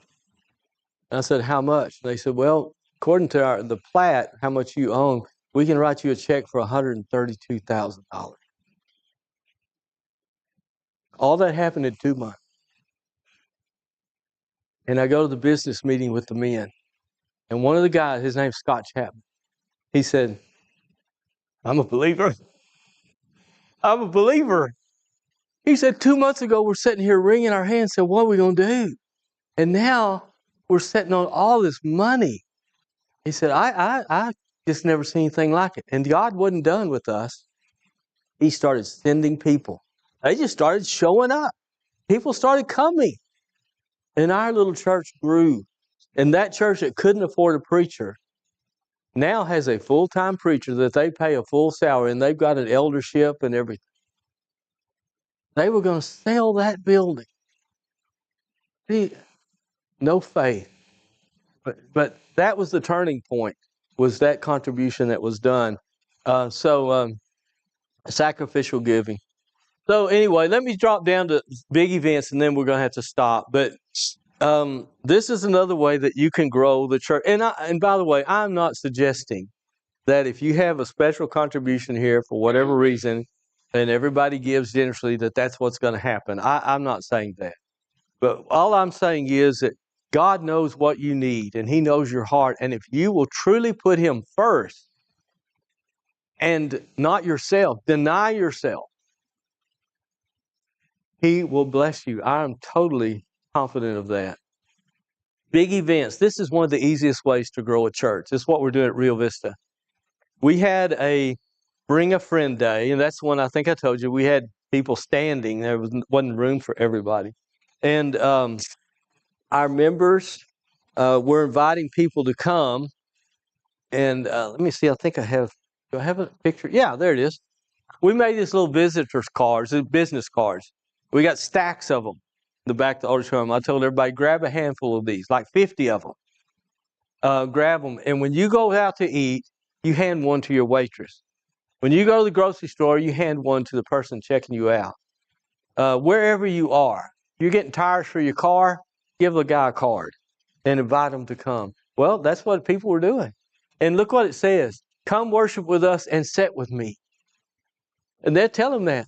Come worship with us there. You can be my guest. You can sit with my family. Well, people came. Now, I don't mean in droves, but we were inviting people. And so, and you notice we put underneath there a place to belong. Because Beverly was right, what she said a moment ago, some people, or it might have been Melinda, maybe both of you made the point about people wanting to make connections with others. So so we use that. But for the big event, we had the Bring a Friend Day, and I just told everybody, just bring somebody. I don't care who it is. Let's just get some people in here. Preferably bring people that are not members of the church. So they did, and I invited people. And we average right now, back then we were averaging about 50 a week. We have picked up about 10 or 12 since that, and that was just a few weeks back. I have baptized, like I said, in the last 2 months, we've had 8 baptisms. Some of them came from this event. One of them was my brother's wife. I'm just so proud of it. Scott, my younger brother, and his wife Ginger. Scott's a member of the church. He hadn't been in church worship a decade, probably 30 years. So I've always wanted to try to get him in, but just never could. So I invited him to this Bring a Friend Day. He said, yeah, we'll come. So he and Ginger come, and Ginger loved it. She's like, well, it was great. People are so friendly. And so Ginger starts asking me Bible questions. Okay, that's good. Next thing she says, I'd like to talk to you about being baptized. I said, okay, well, let's get together. We'll study. So we studied for quite some time, and Ginger was baptized into Christ. And so now she and Scott are faithful members in our congregation. And man, they've just both fit right in, and it's just wonderful to see. And so many others that we have baptized that came to that Bring a Friend Day because we did follow up. You know, if they don't fill out a card, then ask whoever brought them, how do we get in touch with them? And you do follow up. So I baptized Sam. And then Sam introduced us to his brother Elijah. So I baptized Elijah.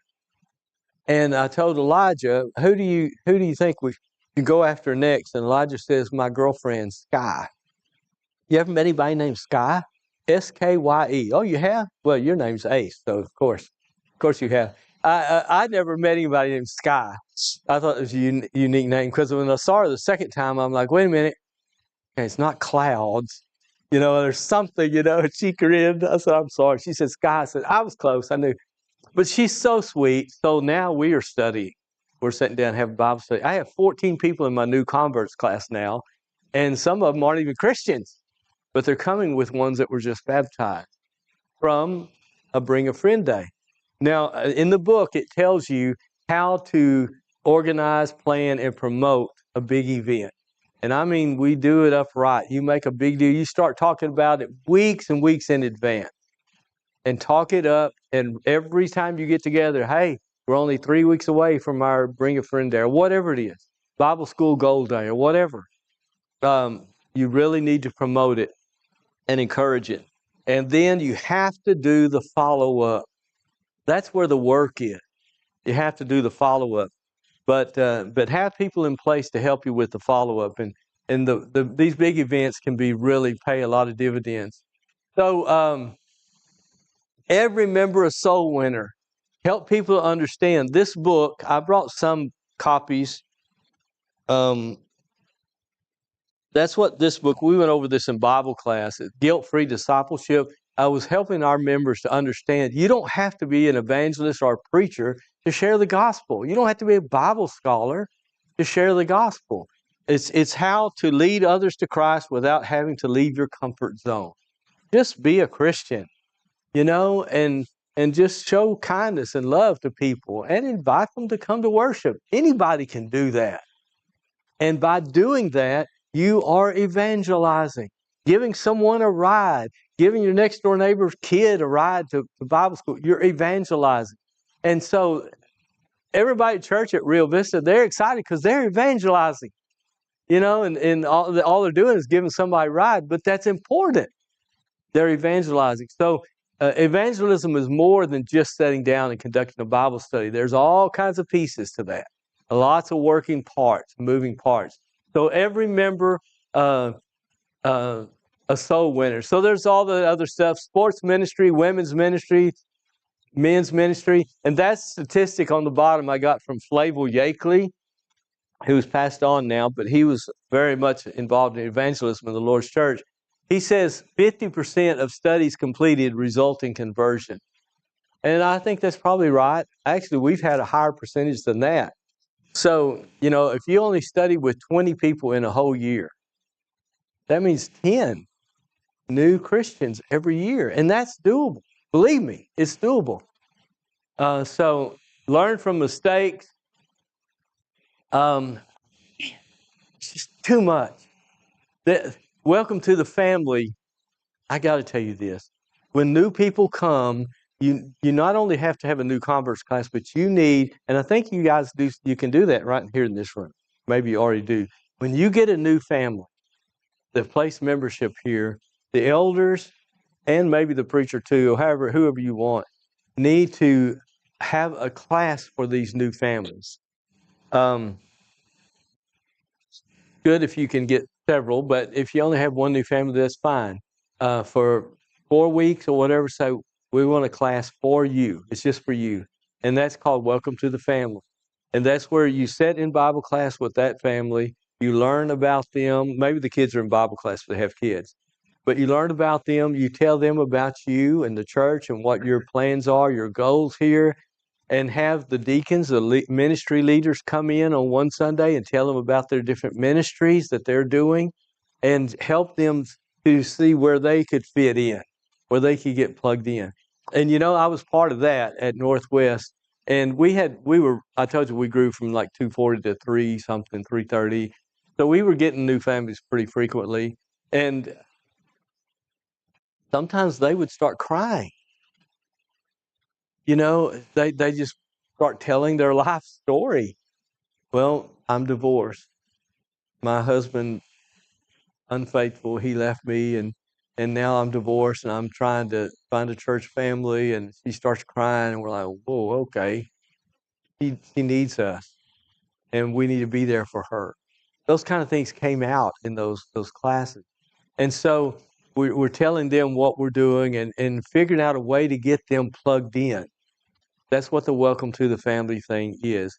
And I'll leave you some information or we can make copies. I don't know if I brought that, but I have some stuff on paper I can share with you. But that's a really good ministry to get people connected when they come to the church and be a part of it. If you don't get them connected, you're going to lose them.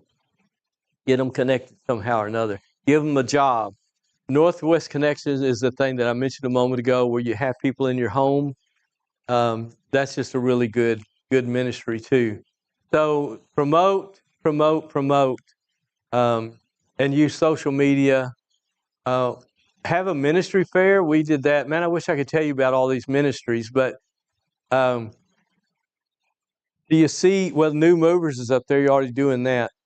But Little Angels, special needs. I have a special needs daughter, and there's a church in Keller, Texas, some denominational church. Every Friday, one Friday night a month, you can take your special needs child to their church and leave them from 6 o'clock to 10 o'clock. And they have a nurse there, and they have other children there, and the special needs sibling can stay with them if you want. You have to tell them about what medication, if there is any needed and all. But I'm telling you,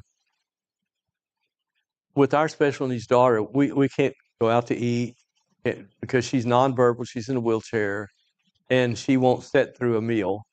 Starts hitting her head, things like that. So we didn't get that freedom to go out. So we found this church that said, you can leave her here. We'll watch her for 3 or 4 hours, whatever it was. And you can go to a movie, whatever. And we were a little hesitant at first, but someone at a restaurant saw us with Bailey and saw we were kind of struggling a little bit. She said, are you familiar with whatever it's called? Revive, I think, something like that. No, she said, it's a special needs deal at the church. Well, we went over there. Man, there was all kinds of people bringing their kids in there, special needs kids. And what you may or may not know, anybody here have special needs in their family? Yeah? There's a bunch of them out there. I didn't realize it till we had a special needs kid. Man, they're everywhere. There's families everywhere with special needs. And they're not going to church because there is nothing for them. So that's a ministry that there's a church in Raleigh, North Carolina that does this, and they're baptizing people through that because these people with special needs kids can come there. They have a classroom for special needs, a Bible class, and man, they're just reaching lots of people. That's a great outreach. So there's so many ways to do this, so many opportunities. Yes, ma'am.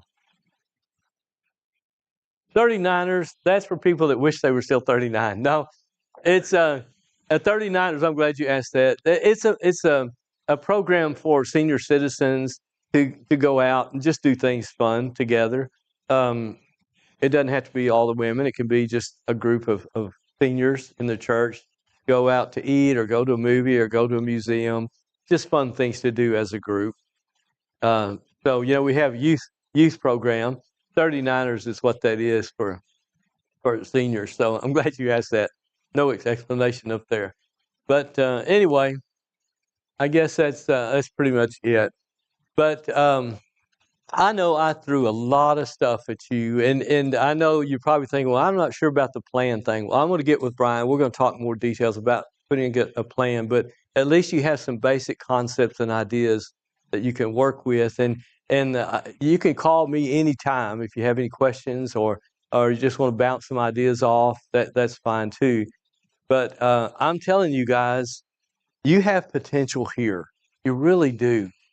You have a lot to work with here. You got good people here. I've already seen that.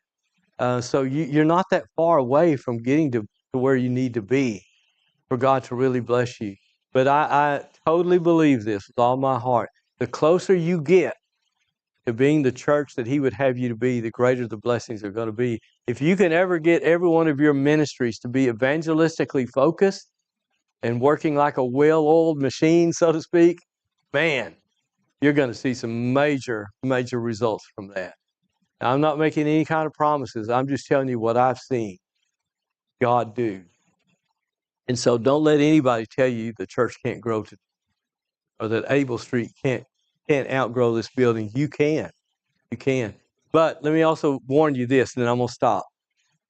While God anxiously awaits the opportunity to bless you, there's somebody else in the mix. Who is that? The devil.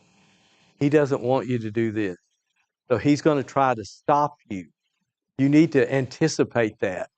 When you're putting a plan of action together, you're trying to encourage people, do not be surprised when somebody speaks up and says, that'll never work. That'll never work. You know who that is? That's Aaron saying, this be the God that brought you out of Egypt. No, it isn't. That's a cow you made yourself. Don't listen to them. When they say, oh, that won't work, we've tried that before, on and on and on. That's just the devil trying to discourage you, and he's using that brother or sister in Christ. Just understand that's going to happen. When somebody gets mad at you because you're doing something different, and that's going to happen, that's okay.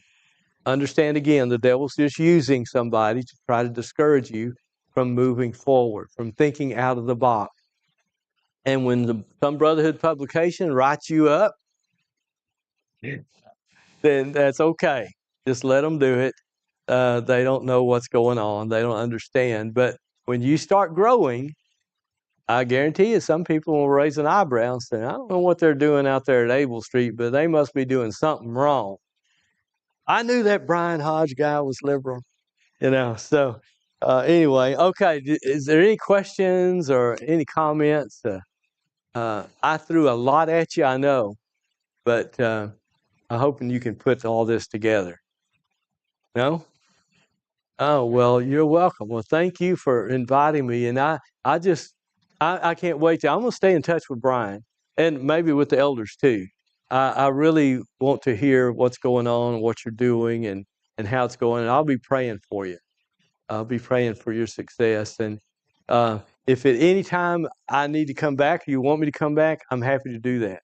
Come back and do a gospel meeting or anything that I can do to help you. I'll be happy to do that. But just put on your thinking caps and see what you come up with. And let's have a word of prayer, and then we'll stop. If you would, let's pray together. Our Father in heaven, we humble ourselves as we come before your throne, thanking you so much for all the blessings that you give us. We thank you, Father, for the great honor and privilege it is to work in your kingdom. We thank you so much, Father, for all the good that you're doing throughout the world, all the people that you're leading to Christ through your word and through the preaching of your word. And Father, we thank you that we get to be even a small part of what you're doing and what you're planning right here in Wharton. We're excited about the prospects of what is going to happen here. We pray, Father, that you grant each of us here today with instill a great faith in our hearts that we know that you can do great works, and that you'll help us, Father, to dedicate our lives to working and serving in your kingdom, that we won't be easily discouraged, but that we'll continue to press forward in faith, knowing that you have a plan and that you're working, and that if we will do our part, you will do yours. Father, we thank you so much for the men that serve as elders in this congregation and their wives. We ask, Father, that you be with them and bless them, help them to be strong in their faith, and we pray that you help the members here to follow their leadership, and that all the members here, Father, will grow in their faith, and that they'll see opportunities to get involved in the work, and that through these efforts, your name would be glorified. Father, we thank you for the successes that have already been achieved, and we give you all the glory for that. We ask you to be with Brian and Melinda as they serve here, and we pray that they'll have many years of service in this congregation, and that you'll bless their efforts in promoting the gospel here. Be with every family that's represented here today. Thank you for their servant heart. We ask, Father, that you would bless them in a way that only you know that you will. And we are anxious, we're excited in anticipation of what you're going to do. Father, we thank you so much for Jesus and for all that he means to us. We pray for those outside of Christ in this community. Help us to look for them, to search them out, and to invite them to come to a knowledge of Christ. These things we ask and thank you for in Jesus' name. Amen. All right. Well, thank you guys for your kind